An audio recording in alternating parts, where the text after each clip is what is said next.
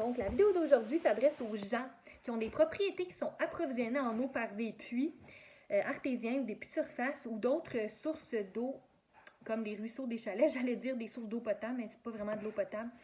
Donc, ces gens-là, souvent, je me rends compte, même par de la famille, des amis, des clients, que les gens ne font pas tester leur eau à tous les ans alors qu'ils devraient le faire. Fait que les puits artésiens, souvent, les gens pensent que vu que le puits n'est pas vieux ou qu'il y a un test qui a été fait, par exemple, il y a 5 ans, bien, que l'eau est potable et qu'il n'y a pas de problème de la consommer. Alors qu'une veine d'eau, ça se contamine assez facilement. Puis même, c'est pas nécessairement des contaminations de l'environnement qui vont contaminer le puits, mais c'est aussi les minéraux et les métaux lourds qu'on peut retrouver dans l'eau. Fait qu'en Estrie, il y a de l'arsenic beaucoup dans certains coins. Puis les gens pensent, exemple, qu'en faisant bouillir leur eau, ben, ils vont se débarrasser du problème, que l'eau va être super bonne à boire, alors que c'est faux. L'exemple pour l'arsenic, c'est que quand on fait bouillir l'eau, l'arsenic, lui, ne s'évapore pas, fait qu'il va avoir une plus grande quantité d'arsenic dans une quantité d'eau qui est diminuée. Fait que la concentration, elle est augmentée. Puis tous ces métaux contaminants-là qu'on peut avoir dans les puits artésiens, ils peuvent causer tout ce qui est cancer, des fragilités osseuses. Puis même souvent, il y a des gens qui ont des taches blanches sur les dents, mais là, ça, c'est causé par la fluorure qui est présente en trop grande quantité dans l'eau. C'est bon d'en avoir une certaine quantité, mais il n'en faut pas trop non plus. Puis sinon, il y a tous les problèmes respiratoires, neurologiques aussi chez les enfants. Puis vraiment plusieurs types de cancers aussi qui peuvent être causés par l'eau des puits artésiens. Tout ce qui est eau des ruisseaux, des lacs, ça, puis même les puits de surface, c'est des eaux qui sont souvent plus propices aux contaminants de la nature, comme l'E. coli. L'E. coli, ben, c'est du caca d'animaux, là, en fait. Là, on l'appelle souvent ça. L'E. coli, c'est du caca. Donc, l'E. coli, qu'est-ce que ça fait?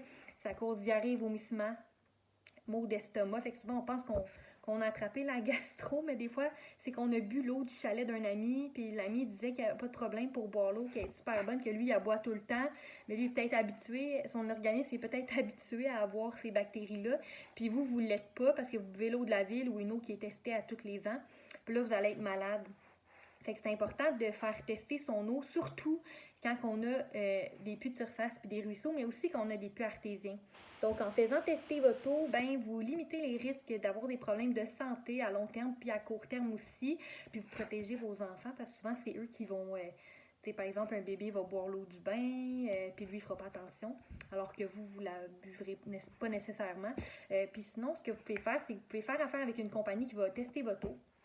Vous pouvez faire laver votre puits à tous les ans par prévention aussi, faire laver la tuyauterie de la maison parce que c'est sûr que quand un contaminant du puits rentre dans la maison, bien, par défaut, c'est sûr que des fois, il y a des résidus dans les tuyaux puis on continue de se contaminer même si on installe un système ou autre.